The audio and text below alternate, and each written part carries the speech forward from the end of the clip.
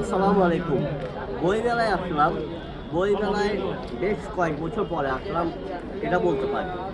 যদিও আমি প্রচুর বই কিনি, আমি বেশিরভাগ বই লাইব্রেরি থেকে কিনি, প্রায় প্রতি মাসেই বই কিনি। যদিও এখন আগের মতো তেমন একটা কেনা হয় না, তো আমি লাইব্রেরি থেকে প্রচুর বই কিনি, যার কারণে বই মেলা থেকে তেমন বই কেনা হয় না। তো আজকে বই মেলায় আসলাম। তো যে বইগুলো কিনলাম আপনাদের একটু দেখাই। প্রথম বইটা হচ্ছে সময়ের সঠিক ব্যবহার কিভাবে করবেন। বইটি লিখেছেন ডক্টর খালিদ আবু সাদ। এই যে এই বইটা। পরের বইটা হচ্ছে the power of self confidence, যে বইটি লিখেছেন ব্রায়ান ট্রেসি, আর ভাষান্তর করেছেন এস শাহ আলম সৈকত।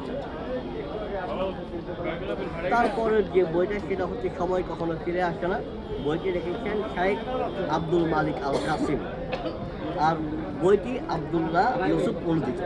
এই পরের যে বইটা সেটা হচ্ছে ইমানের দুর্বলতা, বইটি লিখেছেন শাইখ মোহাম্মদ সালেহ আল মুনাজ্জিদ। এই যে বইটা।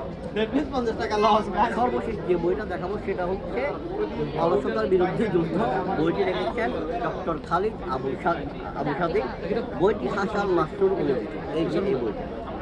তো বই মেলায় বেশ কয়েক বছর পরে আসলাম, এই বইগুলো কিনলাম, এখনো পড়ি নাই, কোনোটাই পড়ি নাই, মাত্রই তো কিনলাম। বাসায় গিয়ে দেখবো, পড়ে দেখবো, আস্তে আস্তে একটা একটা করে পড়ে দেখবো যতদিন সময় লাগে, আর চেষ্টা করবো বইগুলোর উপর রিভিউ দেওয়ার জন্য, যতটুকু পারে রিভিউ দেওয়ার চেষ্টা করবো। আস্তে আস্তে বইগুলো পড়বো।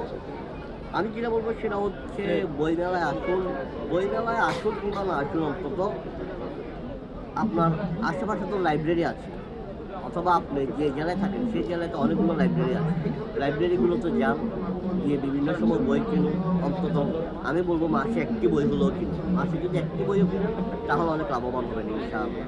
তবে বই পড়ার ক্ষেত্রে সাবধান, কোন বইটা আপনি পড়বেন, কোন বইটা আপনি পড়বেন না, সেটা একান্তই আপনার ব্যক্তিগত ইচ্ছা, আপনার ব্যক্তিগত পছন্দ। তবে একটু সাবধান। ধন্যবাদ। আসসালামু আলাইকুম।